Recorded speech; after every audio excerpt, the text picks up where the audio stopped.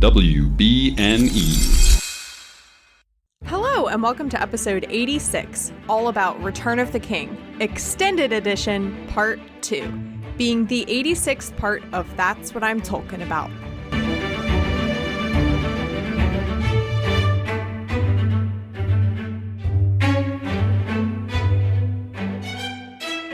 Hello, my name is Mary Clay. If that's too complicated for you, just call me MC. And psych, it's Mary Clay from the future. Got you again. This is part 2 of my discussion with Bethany about the extended edition of Return of the King. So if you haven't listened to part 1, go back and do that now, and then come back here and listen to this, because it's a fun time. We talk a lot about Éowyn and Faramir, and also decapitations. So yeah, it's a fun time. And without further ado, let's get into that. So the next scene is also added. It is Peregrine of the Tower Guard. And it's basically Pippin, a la Job in Arrested Development, going, I've made a huge mistake. Right? I've made a huge mistake. And he's just sitting there on a bench, like, waiting to be sworn in, whatever. And he's just, like, chastising himself. And it's like, oh, what were you thinking? Like, you're a hobbit. What are you gonna do in battle? Right. You're gonna die is what's gonna happen. You can't do anything. My guy. And... again, another note in all caps. Not Faramir coming to comfort him. Right. Pippin's like, yeah, I'm, I don't know, sworn in or being sworn in. I'm surprised they had a uniform small enough to fit me. And Faramir's like, that was mine. Yes. You're wearing an actual child's uniform.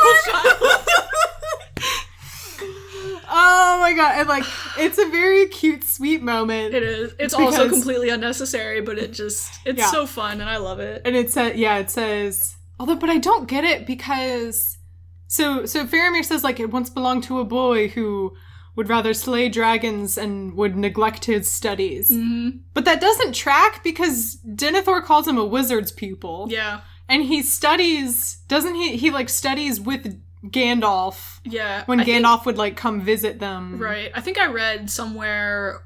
or either saw or heard on your podcast or something, maybe somebody shared, that, like, when, back in the Fellowship, way back at the beginning, when Gandalf gave Frodo the ring and then went off to do research on it and everything to figure out if it was the real ring or not, like, in the book, so much time passed there. Faramir was a little boy, and so it was something like Faramir would sit there with Gandalf while he was researching and just, like, chat with him and, like, learn from him and stuff like that. And so that's why Denethor calls him a wizard's pupil. Yeah. So it just, I don't know, it just didn't track to me that, like, you have one scene of him being, like, wizard's pupil, and the next scene he's like, I neglected my studies. Right. And would rather slay dragons. I mean, who would? But then he says, like, oh, I was never the soldier. And I'm like, so does he just mean he just liked to, like, play? Anyway, okay, I'm reading way too much into this. That's okay. I also like in that scene after he says that, and Pippin's like, oh, this belonged to you? Like, wow, Pippin, rude. Yeah, because it kind of said, the way he was leading up to it made it sound like it was Boromir. Right. Honestly, what you if know? he was wrong and Faramir's like, no, it was Boromir's. I was the good student. Yeah, like, I was a good boy. I was a good noodle. I'm a good noodle. I'm a good noodle! I'm a good noodle! Pippin's like, oh, I won't grow anymore, except sideways, maybe. Yeah. And then they both laugh, and I wrote down, again, all caps, not the wholesome laughter. I know! Somehow they get on the topic of Boromir, and he says, like, oh, Boromir and my father are very similar, stubborn. Because he says, like, oh, I was never the soldier. That was always Boromir. Like, stubborn, but strong, much like my father. I'm like, it's okay, Faramir. You don't have to stand up for your dad. Right. We all hate him. We all hate him.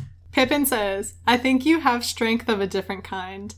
And I'm like, what is it? With all of these hobbits giving Faramir more validation than his father ever gave him in his whole life. Yep. Just like, with literally, these little quickies. Yeah. These small interactions with hobbits are more fulfilling than his entire life with his father. Right. Also, at this point, do we think Faramir knows that Boromir died protecting Pippin? Like, does yeah, because Pippin tells that to Denethor. They don't mention it in this scene. That's true. I don't know. I feel like it probably would have stayed around. So, like, yeah, I'm wondering, like, how it would have... Maybe Pippin said it all because they talk about... They bring up Boromir, so I was expecting him to be like, he died protecting me, or at least for Faramir, or Faramir maybe to be like, by the way, I don't resent you for my brother Leading to dying. my brother's death, yeah, yeah. exactly, you know. Well, because I would think Frodo and Sam could have said something, but they wouldn't have known about it either. They didn't even know that Boromir was dead, so... Yeah, he says, I think you have strength of a different kind, and one day your father will see it. Again, not true. Not true. Like when Gandalf says, like, your father loves you, Faramir. One day he'll see it. Mary Like, Clay was not having it. it's not too late. And I'm like,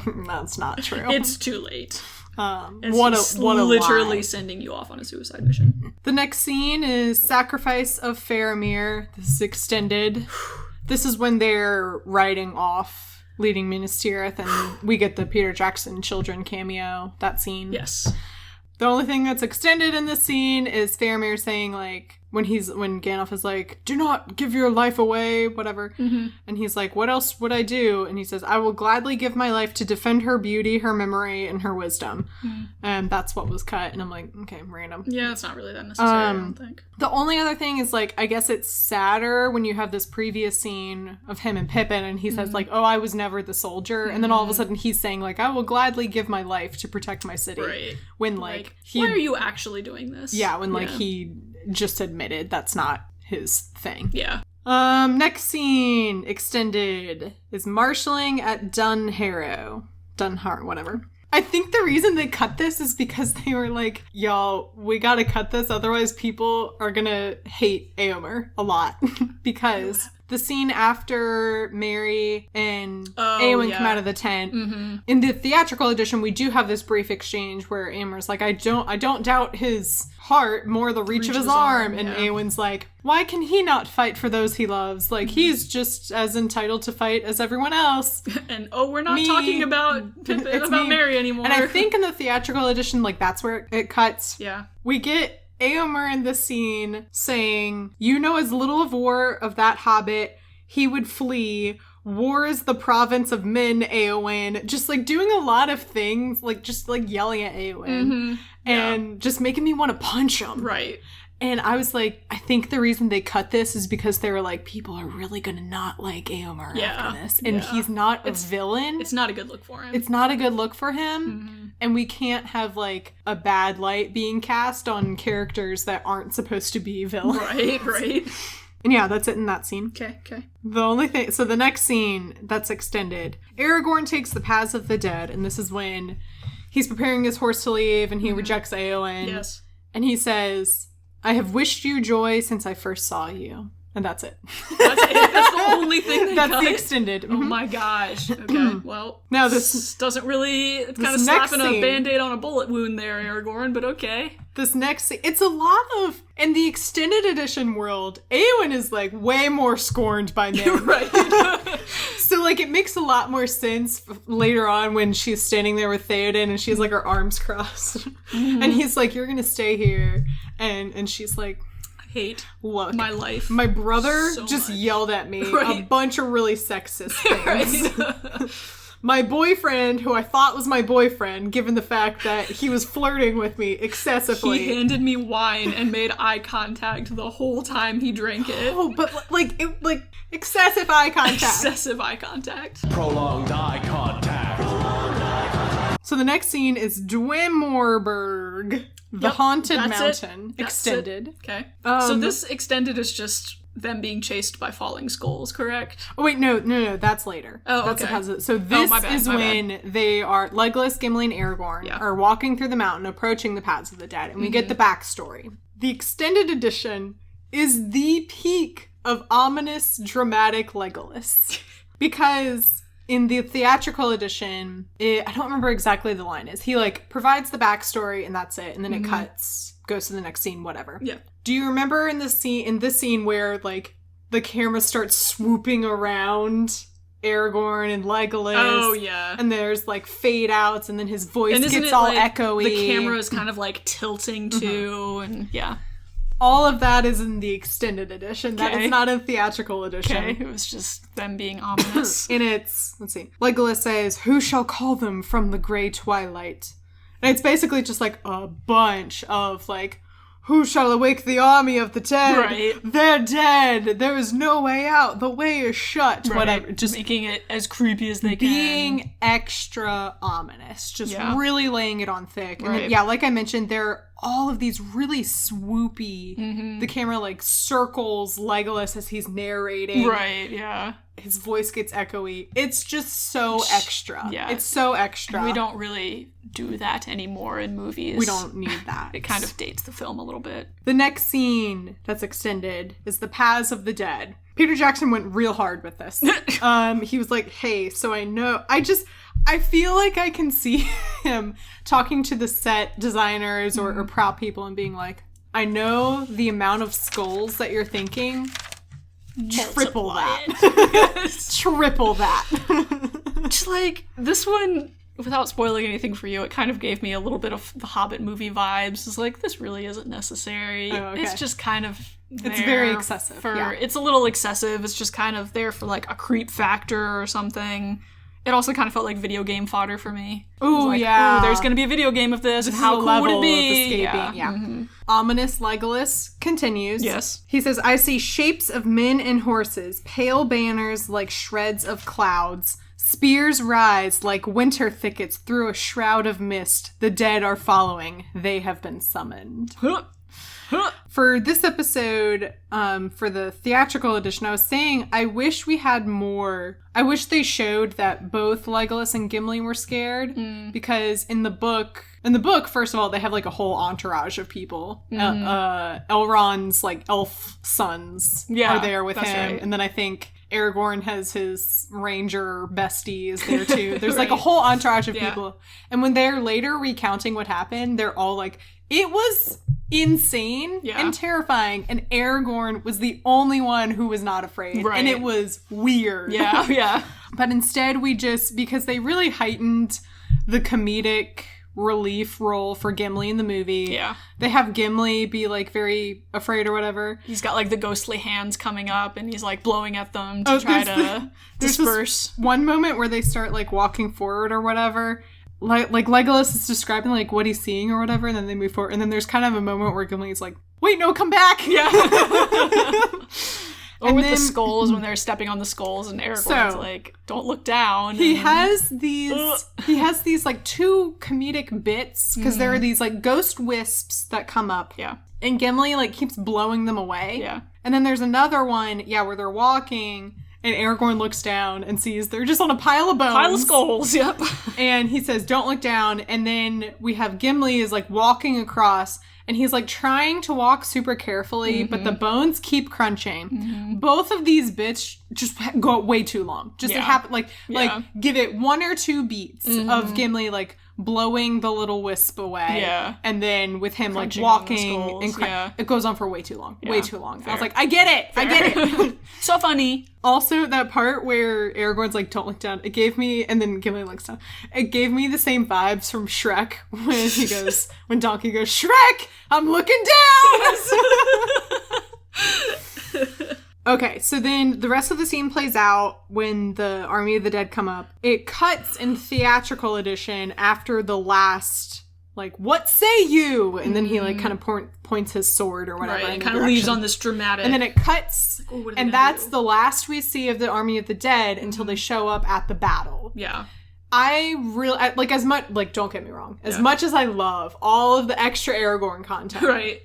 I like it a lot better in the theatrical edition because it kind of gives you time to forget about it.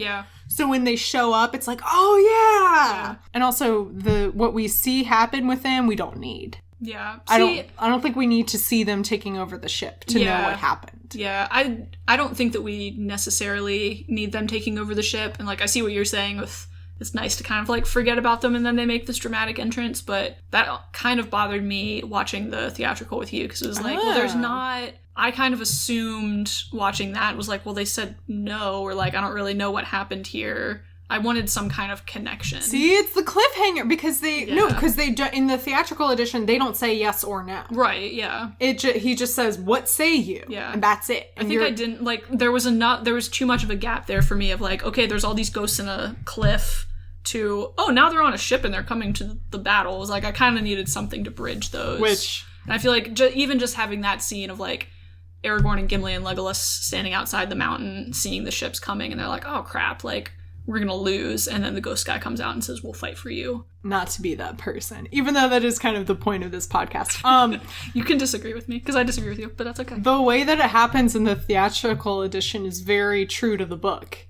Because there's this whole chapter, The Paths of the Dead. Yeah. And then it doesn't get addressed until after the battle. And I remember being like furious reading the chapter. I'm like, I'm sorry, you're just gonna give me all of this stuff with Aragorn being dramatic AF and being like, we're gonna go awaken this ghost army, see ya. And then Tolkien was like very vague. And I was like, so what exactly does this mean? Like Army of the Dead? Like, are these like zombies? Or like, what's happening? Right. And then like the way he wrote the chapter itself is super, I'm like, I don't get what's going on. Yeah. And then they show up at the battle and you're like, what happened? So you didn't like it in the book, but you would have liked it more in the movie. No, it was just, I don't know, the feelings that are invoked that are like frustrating at the time. Yeah. But you get why it's happening. Right. So yeah, in the theatrical edition, it cuts after he says, what say you?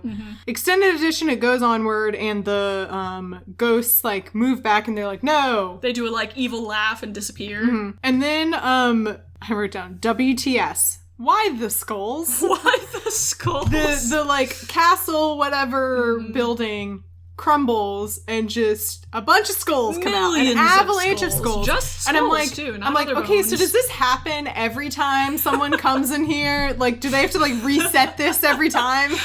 They send somebody out with a broom to sweep all the skulls back up. Like, do they have to reset this, you know?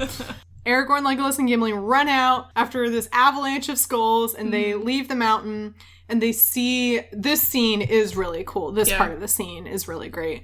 They see the ships moving forward, and Aragorn falls down on his knees. Cries manly tears. You get Aragorn's sad eyes. You know, you've heard of Faramir sad eyes. Get ready for Aragorn sad eyes. And you see, like, the heartbreak on his face of, like, I tried my hardest and I failed and now my country is going to be decimated. Right. Well, and everybody, like when he left the camp to go into the mountain, he had to ride through the camp and everyone's like, why is he leaving? He's abandoning us. So now he's probably thinking about that too. Like at the time he knew, no, I'm not abandoning you. I'm going to try to get extra troops. But, oh, well, now the troops aren't coming. I guess I did abandon you. Oops. And that's the classic moment when Theoden steps up and is like, yeah, we're all gonna die probably. Yep. So get a good night's sleep. Rousing speech we're leaving about tomorrow. So he has this look of defeat, punch in the gut, man. And then the Army of the Dead swoops out of the mountain.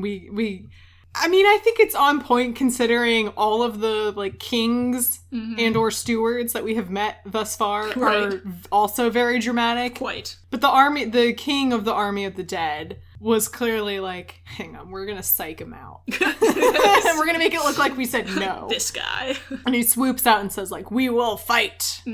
So good. All right, the next scene is extended. It is Siege of Gondor.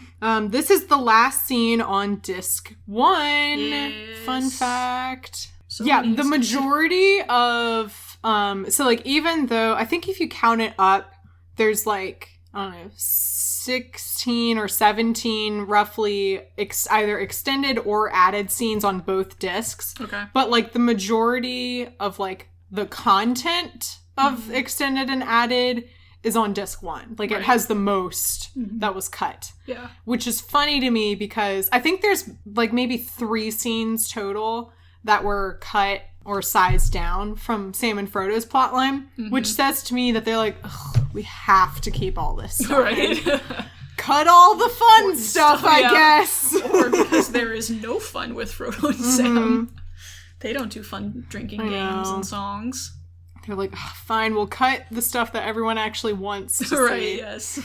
So the Siege of Gondor. Yeah, just in general, it's just more battling. More fighting, yeah. We see like a little bit, we see more of like the orcs strategizing. They're trying to break down the door. Right. And then one of them's like, it's not working. And they're like, bring out Grond. And then we just get longer chanting of Grond. Grand. Yeah. And as with most of the extended battle scenes, it's just more battle-y. Yeah, there's like 10 seconds longer of the Nazgul like swooping in and like grabbing people on like one of the top tiers or whatever. Yeah. That's it, really. That's it. Okay. That's it, Caspian. The next scene is the Corsairs of Umbar. Nailed it. Is added. This is the very first scene that you get if you have Disc 2, if you have the DVD edition for extended edition. So this is when they take over stop the ships. Yeah. Yes. And the ships approach and they're like, we're gonna give you a chance now, like surrender. And they're like, you and whose army? Which, talk about kings and leaders being dramatic AF in this show. Aragorn very well could have just kept all the ghosts with him. He was like, okay, guys, you hide. As soon as he gets cocky and is like, you and what army? Then you're all gonna come out. I so wish I had the book with me right now, because there's such a great moment right before they go to the Black Gates in the book where Aragorn like goes off by himself to like stand on top of a hill, and it's after the Battle of Pelennor Fields, and he takes out Anduril and he says like, the next time the world will see you is like on the brink of death, and then he like sheaths it and it's like as the sun is rising. It's so dramatic. Extra. Like you were saying earlier, where you were like, Gimli woke up and chose violence. That's where I wrote this down here. So Aragorn tells Legolas, shoot an arrow right past the captain's ear. As a warning shot. And Gimli, for whatever reason, nudges the bow. He says, mind your aim, and then nudges it. And then it hits a dude in the chest and kills him. And Gimli is like, oh, oops. Gimli has the audacity to gasp and be like, oh my god, Legolas, I can't believe you killed somebody. It's a very fake, like, he puts a few fingers over his face, is like, oh, oopsies. Oh, man. It's a good one. And Aragorn kind of gives him a look of like, oh my god. Yeah, so, the captain is like, you and whose army? And then he goes, this army! And then the ghosts swoosh out. So good. And board the ships. Yes. Okay, what's next? God. Mary's Simple Courage. Should we talk about that one? Mary's Simple Courage. Cool. This is an added scene for extended edition. We see the army of Rohan has stopped to rest for a bit before they continue on. Very bold of Éowyn to just like stand out in the open. I know, yeah, she's really not hiding it. and not have... I don't get it. How is like not one person in this army being like, hey, aren't you Éowyn like supposed to be taking over our throne in case our king or his next in line dies in this battle? I mean, she is next in line. Also, aren't you a woman? Right. And why do you have a child with you? Yeah, like what's up with it? Like the fact that not one person is like, hey, what are you doing here? Yeah. They're all minding their business. Whatever.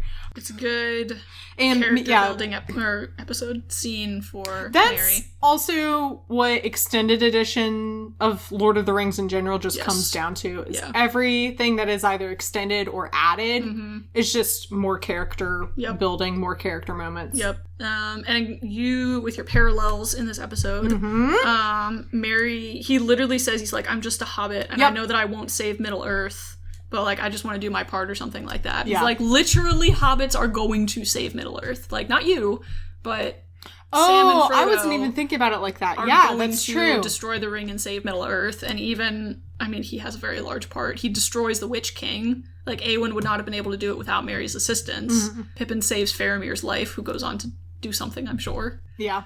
But I was also thinking about this in terms of it paralleling Pippin's scene when he's kind of like chastising himself before, because he's like, what were you thinking? You're just like, you're a hobbit. You're not meant for battle. Both Mary and Pippin are having these, or like have these realizations of like, I've offered up my service to do this thing in this giant battle, despite the fact that I'm just a wee little hobbit. Mary's like, I just want to help my friends. I just want to help. I think that's really all that happens in that scene. Because then then Theoden says, "All right, everyone, get going. We will ride through the night, and we will get there." I think at one point Éowyn says something like, "Get ready, Mary, because we're probably gonna die." Yeah. Also, I wrote, in another universe, Merry and Éowyn and Pippin and Faramir would get together. Oh my gosh. Just because the way that they have these scenes of like setting up lots these of bonding. Like in another retelling, maybe in the world where Faramir goes instead of Boromir. Right. There's probably fan fiction about this too. I'm absolutely sure. Of Merry and Éowyn and Faramir and Pippin being couples, which I'm not opposed to. That's very cute. Oh my gosh. So you just cut out the middle hobbits here and put Éowyn and Faramir together. So then the next scene is the Tomb of the Stewards. This is extended. So in the theatrical edition, the Siege of Gondor is still going on, and what we see is Pippin running up, and off in the distance he sees Denethor and people are taking Faramir off, and that's kind of all he sees. And then they go into the tomb, and he's like, "No slow death for Faramir and Denethor." Wait, Faramir's already come back at this point? Yeah, an extended edition. Him being brought back wasn't in... This is standard. It was just, Okay. None of that was cut. Gotcha. Yeah. So this is the part that I was talking about earlier with the tree. Yeah, and so it kind of pans over. Yeah, so in the extended edition, we get a lot more of Denethor just being really extra. Really moody. He's just like talking about himself and his line or whatever. In the background, you can see two of the guys who are like walking behind Faramir exchange this look. And you gotta wonder what they're thinking. They literally look at each other and they're like, oh. Right. What's happening? The further this goes on, the more obvious it is that Faramir's not dead. Yeah. There's like that point when he's like putting him on the pyre. Yeah, and he grabs his face and is like, he's burning already. Like, no, he has a fever. Dude, you know what that means. I thought you were going to say, lest we forget whimpers faintly, which is when he's laid on the pyre. And the caption comes up, whimpers faintly. Also, I mean, Pippin literally says, he's not dead, my lord. Right. He just needs medicine. And then Denethor is immediately my line has ended. So Denethor is just like talking a lot about like himself and dying and the battle and whatever, and it's just so clear of like he's going insane. He's insane. And he says something. He says there is no hope for men. As it zooms over, we get one little flower blooming on the tree. Yep. And while I think this is cool, it's like cool foreshadowing, and it's also irony of like, oh, he thinks there's no hope, but there really is. There's zero reason why the tree would be blooming now, because there's still too much to go wrong. Yeah. Because it's a very low point. Miracle that the ring is destroyed. Yeah. So, because what happens in the book is they literally have to go like find a new tree sapling to plant. Is what the tree just doesn't magically come back to life. They like plant a new one, I think. Yeah, that's very much something they don't explain in the movie at all. It's just, this is a magical tree and it will bloom when Aragorn comes back. Yeah. Don't worry about it. Denethor. Yeah, Denethor says, better to die sooner than late. And I'm like, is it though? Is it though? And we see more of, I think maybe that happens later. This scene kind of gives a little more explanation for his mental state, shows him being more crazy. Also, in this scene, we see them walking off a lot because in the theatrical edition you see them in the courtyard and then they're just entering a new room. In the extended edition they are very much walking like further out of the city. They're entering the like graveyard kind of area, the tomb. So this means that when Denethor flings himself off the top of Minas Tirith. He runs all the way through the city and to the top tier just to fling himself off. All of this on fire. I mean, I'm not surprised. Because when you're watching theatrical edition, it looks like he just runs. It looks like the tomb or whatever. It's just like up there on the courtyard. But no, here they established that he's like leaving the city, walking away from the battle in a very different part of the city. I literally never thought about that before. Yes. That's so extra. So that means he's on fire. Yep. And he runs through the city. Yep. To fling himself off the top of Minas Tirith. It's very on brand. Just, food for thought. The next scene is added. This is the Witch King's Hour. I also think this scene is not very necessary. Yeah. The only reason I think this scene, like, makes more sense is because earlier in Return of the King, there's this moment where the Witch King is like, I will break the wizard. Mm-hmm. And then in the theatrical edition, nothing comes of that. Yeah. The Witch King and Gandalf don't even interact. Yeah. It's also just really weird that the Witch King is like, I'm going to single out Gandalf. Yeah, right. It's very random. I mean, it builds up as, like, him being a frightening character more, but I feel like we've already had enough of that. So what happens in the theatrical edition is Pippin, he gets thrown out and he starts running around looking for Gandalf, and then we see all of this battle happening. That shot where, like, Gandalf turns around kind of surprised is when Rohan shows up in the theatrical edition. Okay. And then we have that whole battle sequence kind of start going, and then we cut back, and then Pippin finds Gandalf and says, Denethor's lost his mind. Mm-hmm. And then they go off. Yeah. In the extended edition, Pippin leaves, he goes through the battle, and the shot where Gandalf turns around and looks surprised is at Pippin, saying, like, Gandalf, Denethor's going insane. And he says, like, come on, let's go. On their way to stop him, that's when they run into the Witch King. Yeah. I like it a lot better in the theatrical edition, how you're in the middle of the battle, and then Rohan shows up. And it totally, I think it is much more effective of a surprise moment. Yeah. Also, I should also add, kind of like with the Army of the Dead, how you don't see them until, you know, I like it better how you have this, like, long pause where you, like, kind of forget about what happened. Yeah. Without the, like, Merry Simple Courage scene, you kind of, quote unquote, forget about Rohan as well, because there's, like, lots of other stuff happening that allows you to be focusing more on, like, oh, what's happening with Faramir, what's happening with Frodo and Sam. So when you have the scene of, like, oh, reminder, Rohan's on its way, the effect of them showing up, I don't think is as cool. Right. It's lessened a little bit. Yeah. And so I think it's also more effective when you're in the middle of this battle scene and then boom, they're just there. Yeah. So so this scene, the Witch King shows up and Pippin is scared and turns into... It's so cute, though. He's like, and, like, hugs Gandalf and hides behind him. Yeah. So then Gandalf raises his staff and the Witch King breaks it. And this is something that I never once in the theatrical edition noticed that, like, from this moment on, Gandalf doesn't have the staff. Well, wait, because then when he goes to rescue Faramir, he uses something to, like, knock Denethor off the pyre. Is that not his staff? The thing he uses, I think, is Shadowfax. No. That's a different part. That's after he's already knocked... Denethor's, like, standing on top of the pyre with his arms out, all dramatic, and Gandalf comes over and whacks him. All right, let's see.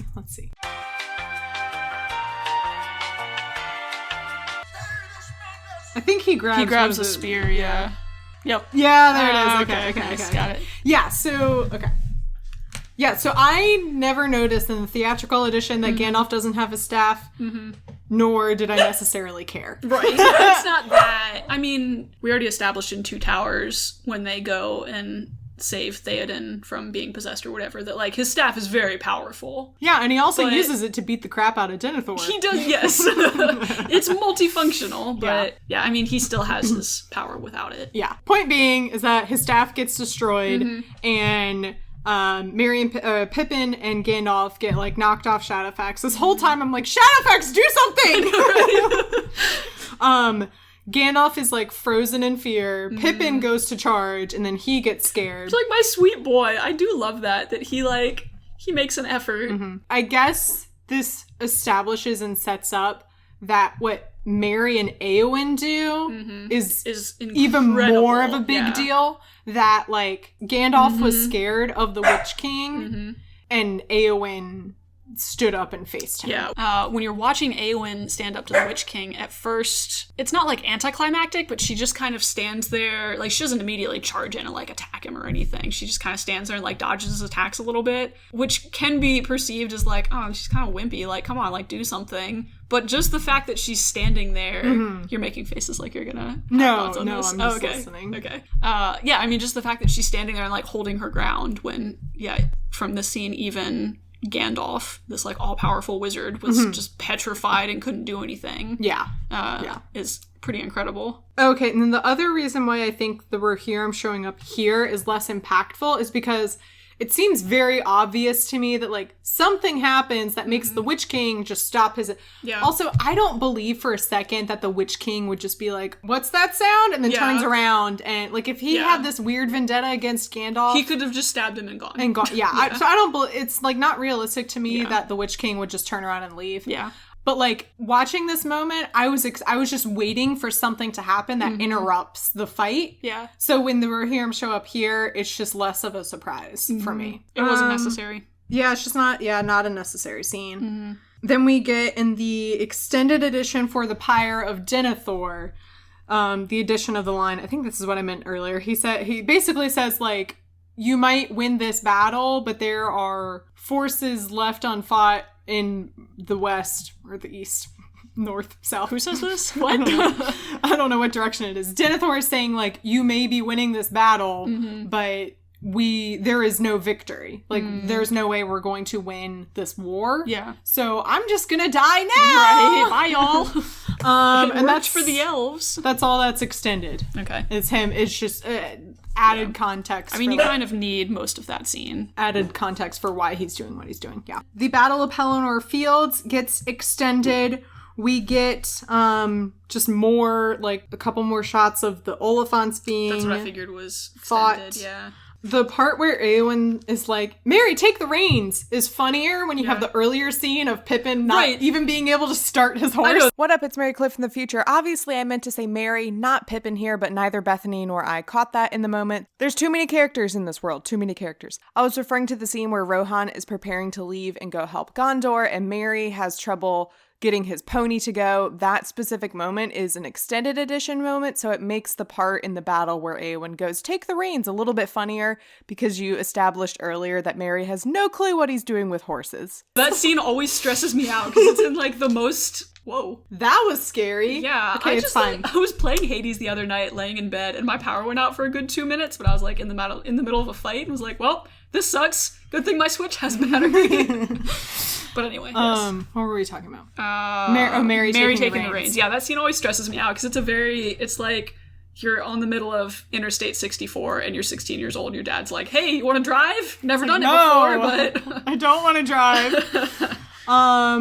Okay, you get more of Eowyn fighting, which I appreciate. You see, because one of my complaints about her fight with the Witch King is that whatever, like, fight choreography they gave her, I really don't like it because it makes her look very clumsy. And, like, yes, you can argue, like, oh, she's afraid, but, like, she just looks very clumsy, whereas in Two Towers, they had that scene, like, setting up that, like, she's very graceful, you know? And she's skilled, like, and then she all of knows a sudden, sword fighting. and then all of a sudden, she just looks very clumsy and stupid fighting the Witch King. Right. Anyway, so, like, you see more of her just kicking ass. Wait, what are they? Taking names. Yeah, what do they say in Endgame? They taking ass and kicking names, whatever. There's a moment where Theoden sees her fighting, and he kind of stops and is like, he's like, wait a minute. That's weird. That young boy soldier looks a lot like my niece, Eowyn. Yeah. Oh, well. And then you see Mary in action as well, and he kind of, like, does, which like, reverse piggyback, where, like, he jumps up on someone and, like, hugs them while they stab him. Somebody, like, picks him up and is, like, trying to shake him, and he's just like, stab. So you do at least get to see that, like, hey, Mary can fight. Yeah. He can hold his own. Yep. Which I do appreciate, too, given that the next time you see Mary, he's, like, injured on the battlefield. And you're like, well, he actually did something. He didn't just get out there. Well, I mean, in between now and then, he kills the Witch King. Oh, true. Or helps Never mind. kill the Witch King. Yeah. You're right. That's kind of, that's a little kind of big. Yeah. Then speaking of the Witch King. Yes. So, we have there's the whole scene where she kills the Witch King. Woo! Yeah! Down with the patriarchy. So the scene, Victory at Minas Tirith is what it's called. This is extended. So we just had this great scene of Eowyn fighting the Witch King. Amazing. Yes. Immediately followed by a scene of her being in distress. Yes. I don't like it. I get why they cut it. Yeah, it's not. And it's not a good look. Aragorn comes and saves her. I think... at least... Okay, so what happens is, earlier in the battle, you see her fighting what on this podcast we have named Potato Face. The Potato Face orc.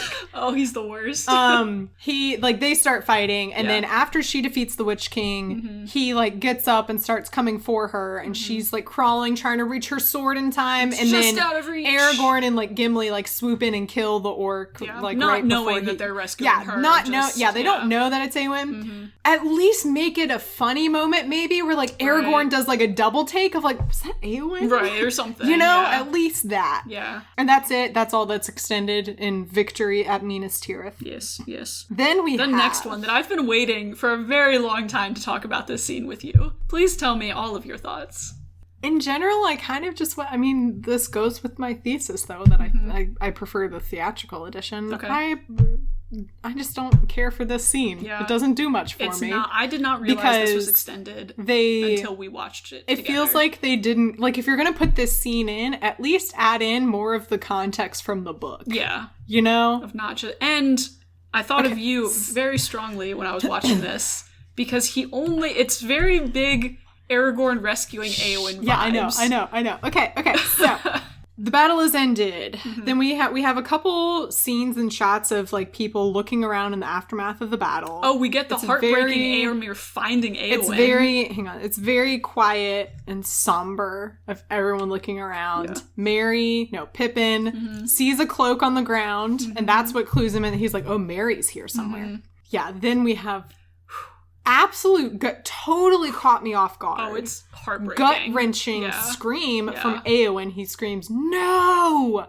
And he's running and at first I was like, oh, he sees Theoden. He sees Eowyn. Yep. Oh, and he like drops and like scoops her up and is just like screaming and crying. Just the look on his face is like anguished. I feel like I've made a lot of fun of Carl Urban. But especially because I made a tweet with like a picture of one of his faces in the movie, and I'm like, how is it possible that his entire screen time he makes this one expression? Yep. You know the one I'm talking about, where like he kind of looks a little confused and his eyebrows are furrowed. So like wow. It's such a small moment. It's so effective. It's just really bone chilling, honestly. And we see, Aragorn like sees them and is like, oh my god, Eowyn. Yeah. The last I saw her, I rejected her. Did I? He's like, this? I wonder if this has anything to do with me. Is this my fault? We go to the Houses of the Healing, and there's zero context for why Aragorn is the one walking around healing people. Yes. Because in the book, there's this whole thing about... in this scene, just the one. There's this whole thing about the hands of the king are also the hands of a healer. And we have the old woman in the House of the Healing, Ioreth, who is like, we gotta get the king in here. He'll know what to do. And then when it happens, she's like, I told you. And then they have to go and like find this special herb and all the, and then they use it. It would be very hard to put all of that in the movie, but I think you could have gotten some of it at least. And there's this whole process of him, like, he uses the herb, and they explain that Éowyn, Faramir, and Merry are like afflicted by the black breath or something death like that, or something like that. They got the plague, Pop. I guess it's not Black Death, because that's the plague. And basically, like, it's this, like, very heavy, like, darkness that's on set from, like, only the darkness and evil of, like, of the Witch King and Nazgul, basically.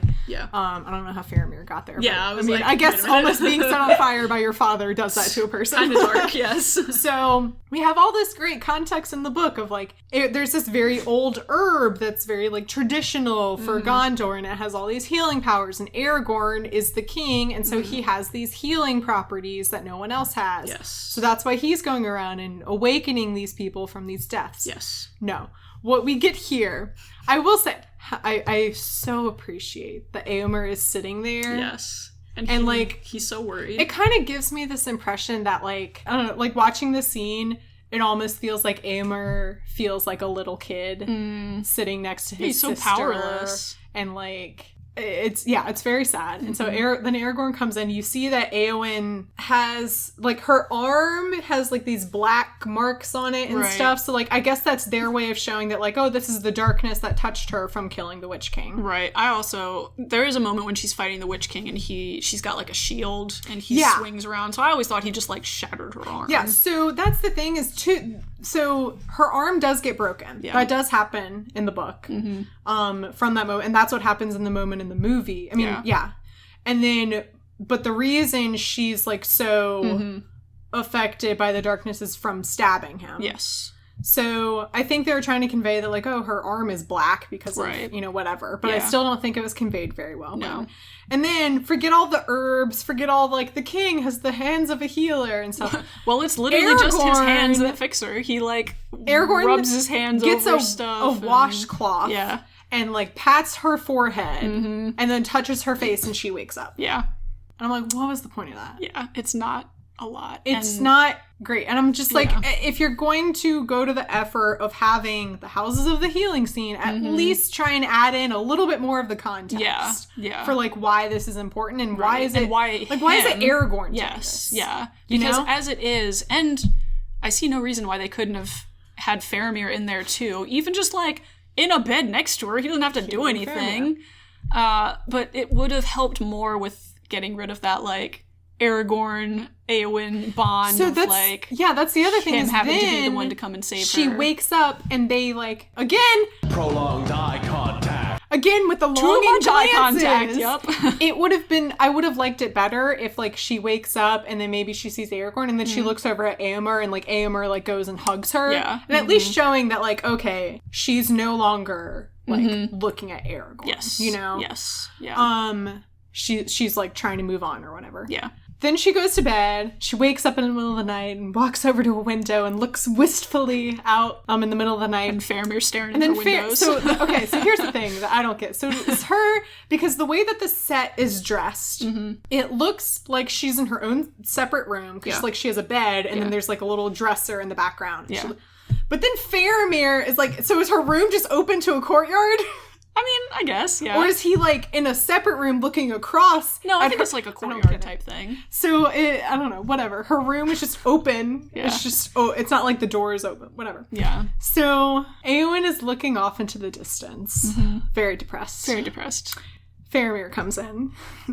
And he's alive. Yay. Yay. Never mind the fact that, like, he shouldn't probably be walking. He should not be up. He made like, a very quick recovery. Yeah. You see that, like, he has some bandages on his shoulder. Because I also always thought with this was like, yes, time has passed. But then you go to Pippin finding Merry that night. Yeah. Like, no, this is all the same day. Okay. Yeah. So Faramir is healed amazingly fast. And looks great too. Looks great. And he sees Éowyn looking sad and depressed, and he immediately falls in love with her. And he starts reciting poetry to her. What? No, he doesn't. He does. Yeah, she later on. Where is it? It's not until I didn't think that was poetry. That's in an extra scene. Well, it's just, like, poetic. Like, she says something and he responds poetically. And they make googly eyes. And so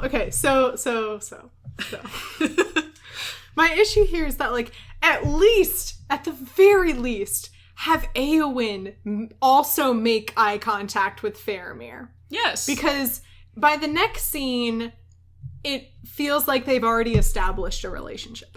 It feels like they've already moved on to boyfriend-girlfriend. Right, yeah. Where you have them go from Faramir looks at Éowyn, who's very depressed. Yes. Not having a good time. And he's like, beautiful woman, falls in love immediately, and then the next time we see them, we see no further development, and then the next time that we see them, they're holding hands, which is at Aragorn's coronation. No, in the added scene. No, I'm saying in this added scene that happens. They're later. not holding hands. He just kind of she's standing there depressed. No, they hold hands. We'll get there. Okay. I would have rather them.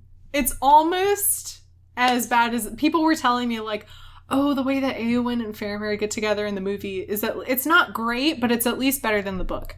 I don't know if it is necessarily. No. Because there's zero, there's essentially no zero development. Yeah, no. Which, to be fair, that's not really that important at this point in the story. I know it's not important, but like if you're going to go I would like something. So, yeah. However, I will say they're a good match, though. they're a good match because it's so fitting because Faramir falls in love with the first woman he sees. Just like Éowyn falls in love with the first man who treats her decently. Right. You know? Like, they very much give off vibes of, like, I just want someone to love me. I mean, Faramir absolutely just wants someone to love him. I did lovesick, puppy-eyed Faramir. Absolutely. He's been sad-eye Faramir up until now. No, it's lovesick puppy. Give the man someone to love him and cuddle him. Not that it's Éowyn's job to fix all of his daddy issues. I know. So Pippin, the next scene is Pippin looks after Merry. Which is my favorite. In the extended edition, they have really dragged out Pippin looking for Merry, and it is now nighttime. In the theatrical edition, he just, like, finds him that day. It's still daytime. I read somewhere that Peter Jackson decided to make it nighttime in the extended edition. Wait, it's daytime in the regular one? Oh, I had no idea. He decided to make it nighttime in the extended edition. Yeah. He, like, added a filter over or whatever. Yeah. Because he felt like it explained Pippin's reaction to finding Merry better. And I'm like, I didn't at all, like, first he implied that, like, Pippin's overreacting to finding Merry if it's only been a couple hours. And I'm like, I mean, not really. I believed it 100%. Yeah. Yeah. I don't think you need to say that, like, oh, he's been looking all day and that explains why he's so... Right. I mean, I thought it whatever. just added more, like, emotional punch to that scene of, like, he's been looking, All who day. knows what time of night it is. Like, he's Yeah. just been wandering this really gross battlefield, post-battle, looking for his buddy, and he Yeah, you finally see, like, found him. severed arms and Yeah, everything. yeah. It's crazy. I should also add, when we cut back to this scene, you see a couple soldiers standing still, and then they start moving. This was I don't know if this is, like, official, but it looks to me like they were standing around waiting for someone to call action, and then they started moving. Right, they just because missed I was the watching film the a little scene, and I was like, wait, why are there those two people just, like, completely standing still? And then I was Yeah. like, wait, are those supposed to be, like, corpses that were, like, skewered to the ground? dark. And then they started moving and looking. So Yeah. that was just funny to me. Oh, and we do see that the reason that, like, Pippin is able to see that, like, oh, that's Merry is because you have a little bit longer on the shot where you can see his little hobbit feet sticking out, and that's how he sees him, rather than just being like, how did he randomly know that he was under this corpse? Right, yeah. And then the rest of the scene plays out as normal, where he's like, I'm going to take care of you. Love it so much. The next scene, Tower of Cirith Ungol, extended. Yes. Just more orc fighting. I Great. figured, yeah. You also do get one shot of an orc leaving with the mithril shirt that sets up later for the Mouth of Sauron. So, Gotcha. Yes. the last debate is extended. In the theatrical edition, they switched Gandalf saying, like, Sauron will suspect a trap. And then Gimli says, small chance of death. What are we waiting for? Yeah. You know, or small chance of success. What are we waiting for? Yeah. In the extended edition, it's swapped where Gimli says his line, and then Gandalf says, who will be expecting a trap? How do you know this will work? And Aragorn's like, I know he'll fall for it. Yeah. And then it goes to Aragorn masters the Palantir added. What do you think of this scene? I wish we had it for the Paths of the Dead! Because that's how he goes, that's how he decides to go on the Paths of the Dead in the book. Yeah. And that's how we get one of my favorite versions of Aragorn, which is just manic, emo, So emo. dramatic Aragorn. Yes. And we do see, you see that in the scene, manic Aragorn, he has these, like, really crazy expressions. Right, yeah. It's also very hot. So he looks into the Palantir. Yes. And he says, to the Eye of Sauron or whatever, long have you hunted me, long have I eluded you. Very dramatic. Then Sauron shows a vision of a seemingly dead Arwen. I don't know if this was actually, just to me, it didn't look like Liv Tyler. It looked like maybe they used her body double or something. See, I thought it was, like, we'd already seen that at some point earlier in the movie. Yeah, we saw her, no, we saw her dying. Yeah. I'm just saying that, like, from an actor standpoint, it doesn't look like that's Liv Tyler. Yeah. It looks like, it didn't look like the Arwen that we've been seeing the whole movie. It looked Right. like it looked like they were using her body double for that shot for some reason. Just a little fuzzy. So we see that, like, oh, sad, Arwen's dead. Oh, no. And the way that he tosses, I should say, he he brings up And pulls the sword out. Anduril and says, like, I am the heir of Isildur! And then he tosses... the way he, like, tosses the Palantir... And it was like, very dramatic. Stumbles backwards in slow and motion. then the gem that she gave him falls and shatters into a million pieces. I don't understand how it fell, because when it falls, It's around his neck. You can see that the chain is still clasped. So he would have had to take it off his neck and then drop it. So I don't understand how it fell. Just don't worry It about just it. did. Don't worry about it. It falls on, and this is right before Elrond shows up to give him the sword. This is the dream that he has. Yes. He sees like a vision of Arwen dying, and then the jewel thing, dropping, her immortality, elfness, whatever. Yes. Shatters. So on what is floor. the significance of that falling in that scene? I don't know. Okay. Me neither, because clearly she doesn't I don't die, so she shows up at the end. I don't know. Then the next scene. So then they all leave.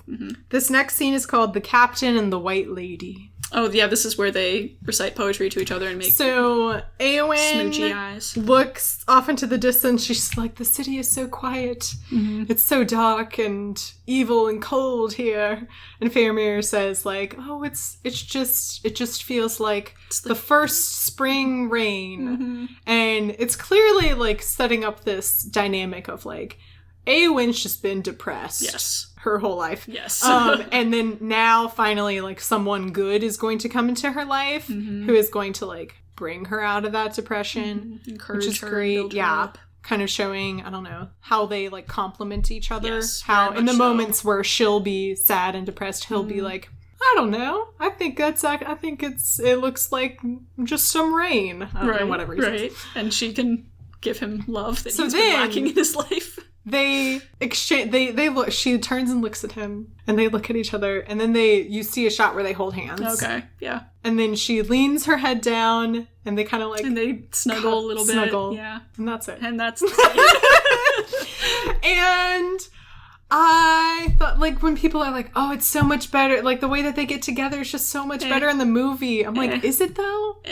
Is it though? It has zero development. Yeah. They Given the space that we had, it's like, I just something, wanted to but- at least see how did we get from Faramir looks at Eowyn, she doesn't even see him. Yeah. To all of a sudden they're comfortable holding hands. I mean, because I didn't get the impression from this scene that this was like The the time, first yeah. time they had held hands. or Yeah, whatever. no. Also, I just wanted when they look at each other, I just wanted them to kiss. I thought they were gonna kiss, and they didn't kiss.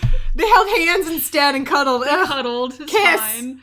I 10 out of 10 think that Eowyn and Faramir would both be the type to fall in love just by like making eyes across the room at each other. Yeah.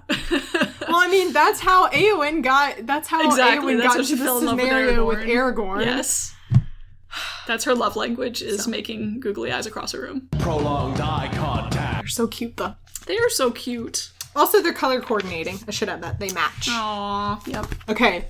Goals. I've now flipped to my last page of notes. Wow. Next scene that is added is called In the Company of Orcs. Yes. As the orcs are moving out towards the Black Gates, Frodo and Sam are like, oh, quick, hide. And they're repeating, like, act casual. Yes. And then they get yelled at and they're like, stand up, you maggots, whatever. And this is essentially exactly how I pictured it happening in the book. Yes. Where they're just kind of, it's like very obvious that they Yes. shouldn't be there and they're Yes. just so out of their Like, element. oh, what do we do? Oh, no. At one point they stop and Frodo is just about to collapse. And this is, I think it, like, I get a lot of Harry Potter vibes with this moment with Frodo because Harry also. So in this moment, it's like the one time Frodo does something smart. It's like the one time. Like, Harry is very rarely smart Yes. in the Harry Potter books. Yes. Frodo does not make a lot of smart, like, it's I can't think of a single moment where, like, he was like, we're gonna do this, and it's like, oh, that was a smart idea. Yeah. That was good thinking. Yeah. He tells Sam to hit him and, like, start a fight. Yes. Because he Distraction. knows that the orcs will start turning on each other, and Yup. it'll cause a distraction for them to get away. Yes. Yes. And that's exactly what Good. happens. Yes. It works out well. It's also a good instance in this section of like seeing how the ring wants to be found.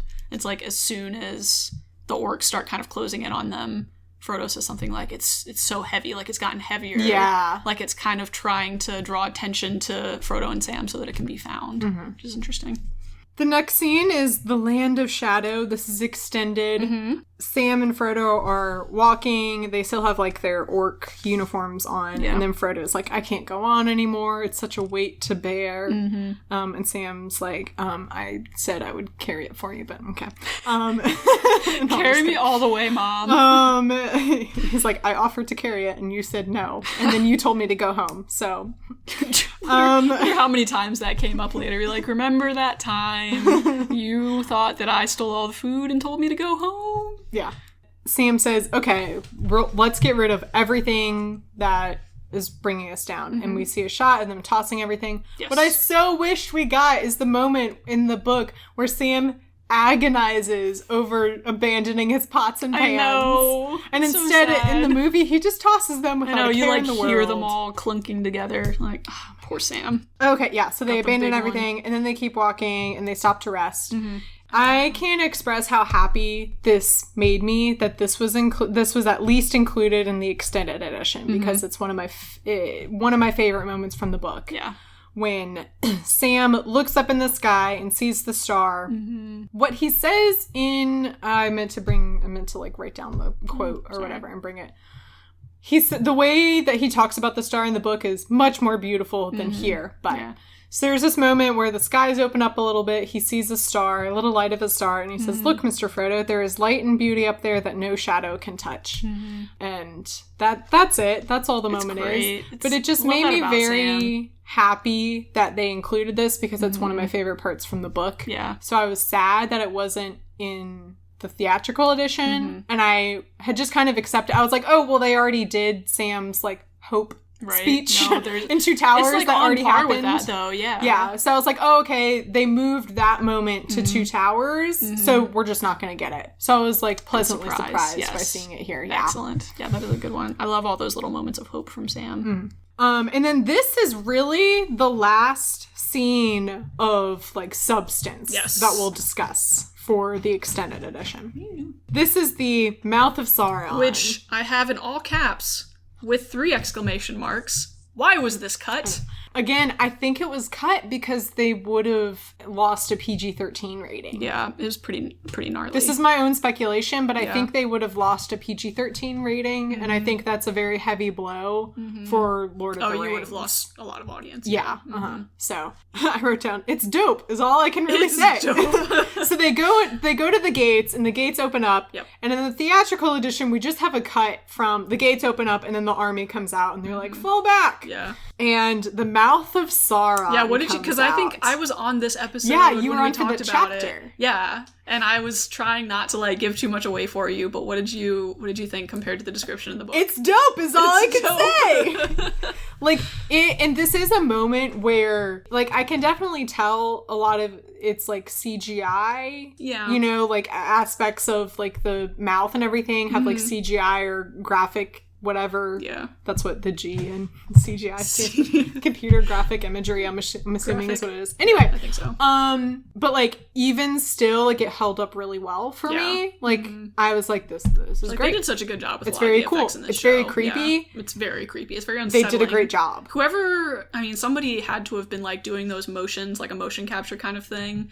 Just like all of the grimaces. Well, I imagine they did actual like practical effects makeup too, as well, at least, you know. Yeah. So the Mouth of Sauron comes out and just immediately starts manipulating everyone and shows the mithril shirt and it's like your friend died and it was a long like he suffered much and for one so small. And then he like tosses it at Gandalf and like lays into Gandalf about like your friend is dead because of you and Frodo and Pippin and Merry are like no. Yeah. And Gandalf is like shh. I know. I love how he shushes. He's like each individually. Don't let him know that he's getting to us. And then Aragorn just loses it. So yeah, and so like everyone's just kind of like, oh no, Frodo's dead. This is awful. Yeah.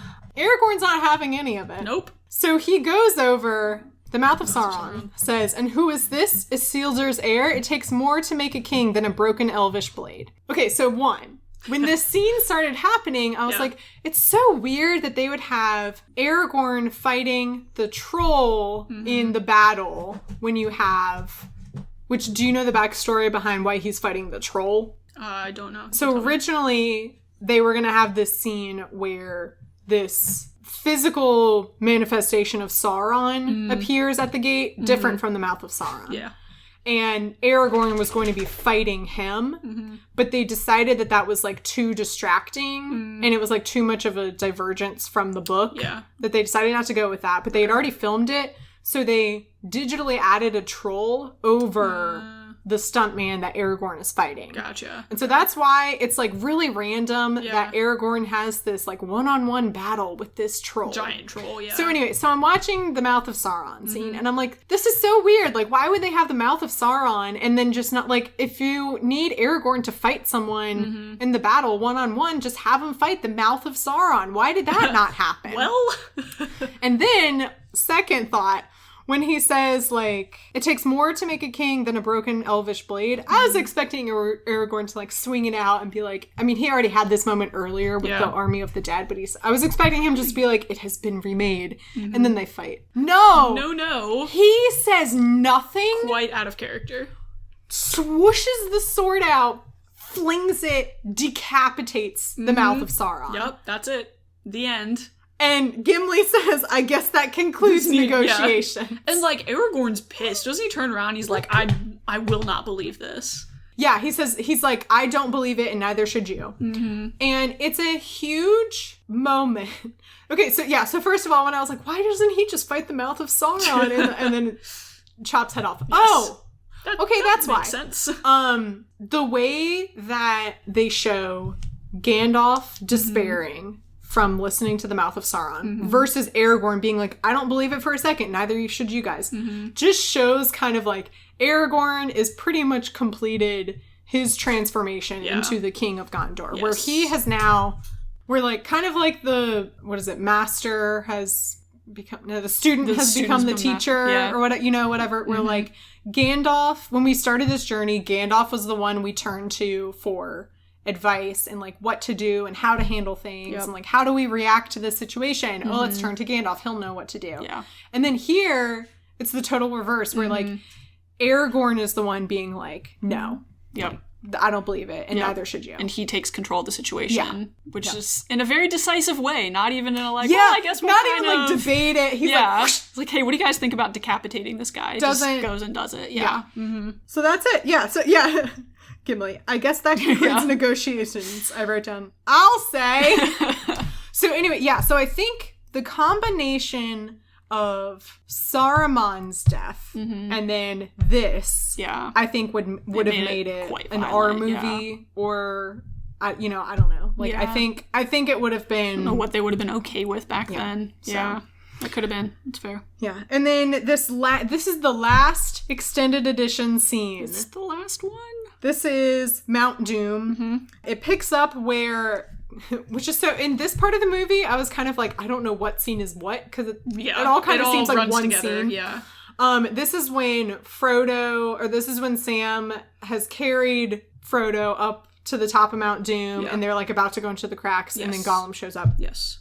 The extended part of this scene is when Gollum and Frodo are fighting, and Gollum says, like, you mustn't hurt the precious, and then Frodo says, like, you swore on the precious. Smeagol swore. Smeagol lied. Yep. And that is the extended. Good. That's it. That's it. Okay. All that being said, yes, I don't believe for 1 second that from this moment to the end of the movie that there's not a scene shot by Peter Jackson out there. Like, I don't believe for 1 second that there wasn't something else that was cut. Yeah. There has to be more. There's got to be. Absolutely. There has to be more. All of the because from here to the end is all the same in the theatrical edition. I didn't know that so much. I didn't know that when I was watching it the first time. Because I decided at one point, I was like, you know what? I'm going to stop following along with the little like guidebook. Yeah. I just want to be surprised when there's something new. Yeah.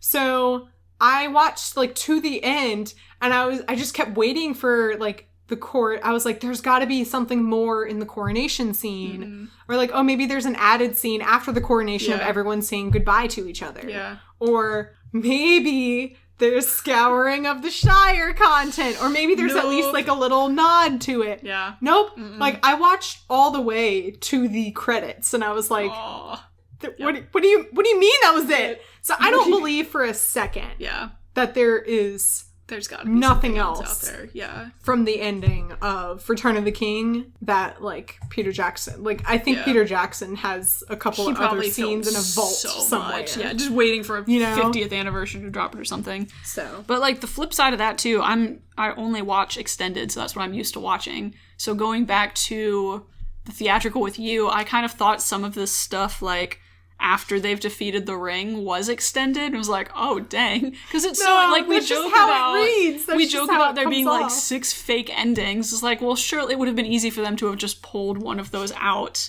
No, he kept all of them. He kept them all. Goodness, yeah. So that's a lot. And thus concludes the Lord of the Rings Moses books extended edition. Yes. So now everyone can stop yelling at me. I have seen the extended edition. Woo! Wow, that's wild. That's crazy. Did it. Next week, listeners, we begin a whole new journey. Woo! The An Hobbit. unexpected one, you might say. Oh, I see what you did there. I have to say, I thought The Hobbit had like 11 chapters. It's longer than that. It's like 19 or 20. It's a little bit longer than that. It's a quicker read, though. I mean, look at this thing. So, it's little. It'll go faster. So, I mean, no, we'll go fast. But I was just kind of like, oh, there's a lot more to The Hobbit than I thought there was. Okay, well. All right, cool. That's the end of the episode then. Awesome. Bethany, thank you for being with me here at the end of all things. At the end of all things. Is there anything you would like to share with the audience? You can mostly find me on Twitter. Bethany_Pyle is my Twitter handle. I tweet about pop culture a lot and my dog. I'm on Instagram. I don't really use it that much. I'm on Facebook, but don't find me there. I'm unfortunately on Facebook. Don't find me on Facebook, yeah. That's What I'm Talking About is a proud member of WBNE. You can learn more about the network by going to WBNE.org, where you will find all of our shows. We just added 3 shows to the network: Curly Critics, Perspective Z, and Unsobered, which is very exciting. And you can also listen, as always, to Hello From Elsewhere. Do you find yourself thinking deeply about pop culture? Do you wish for a super nerdy podcast that explores your favorite movies and books? Well, look no further. From WBNE, it's Hello From Elsewhere. On our podcast, we promise to literally transport you to all your favorite fictional settings. I don't think we can actually promise that. Yes, we can. Travel with us to the Death Star. We can't put people in harm's way like that. Or visit beautiful New Asgard. That's so many plane tickets to Norway. Explore the eras of Jane Austen or Frankenstein. Metaphorically, we don't know how to implement time travel. We do now on Hello From Elsewhere. We're going to get in trouble with these promises. With new episodes every other Friday, Hello From Elsewhere is available wherever you find your podcasts. Yes, that part is true. You can even listen on the Hogwarts Express. Oh boy. As I announced last week, you can now get merch for That's What I'm Talking About. You can show your support for your favorite Lord of the Rings podcast and literary puns all at the same time. You can get tank tops, t-shirts, long sleeve shirts, crew neck sweatshirts, hoodies, and stickers. And there's probably something else in there too that I'm forgetting about. Anyway, go to teespring.com/user/talkingaboutpod or just follow the link in the episode description. The beautiful That's What I'm Talking About logo that is on all of my merch was designed by Graphite, aka Vaishon Brandon. You can support him on Instagram at graphite.vmb. And he also just did an amazing redesign for all of our WBNE stuff. You can find the podcast on Twitter and Instagram at talkingaboutpod, and you can also join the Facebook group that is linked in the episode description. You can find me on Twitter at MCWhatsup and Instagram at MCTurnedDownForWhat. You can support the podcast by becoming a patron. Go to patreon.com/talkingaboutpod to explore the different tiers and perks. You can join Discord for $3 a month, and our Discord is just always a wonderful place to be. And you can become a sponsor like Quinn. Quinn, thank you so much for your long-term support of the podcast. I appreciate it so much. That was my dog barking in the background. Don't worry about it. And then, any parting words? It's been quite a journey. I'm very proud of you, Mary Clay. I feel like we talked about this before when you were like, hey, maybe I'll start a podcast. And you've done it. Here we are. You're at the end. I've done it. It's done. It's finished. It's done. over now. It's over. and that's what I'm It is talking Mary about. Clay. I So should are we. actually. No, I need to clarify. It's not listeners. It's not actually over. It's Yeah. not actually done. No. There's more. Wait, There don't go is- away. Don't yeah, go away. but wait, there's more. This isn't the last episode. I know I joked a lot about like, thank you for being here with me at the end of all things. No, there will be manly air. Yeah, I'm tears starting to when read you're done. The Hobbit next week. Yeah. It's all good. This isn't the last episode. Okay, and now that's what I'm talking about. Yay.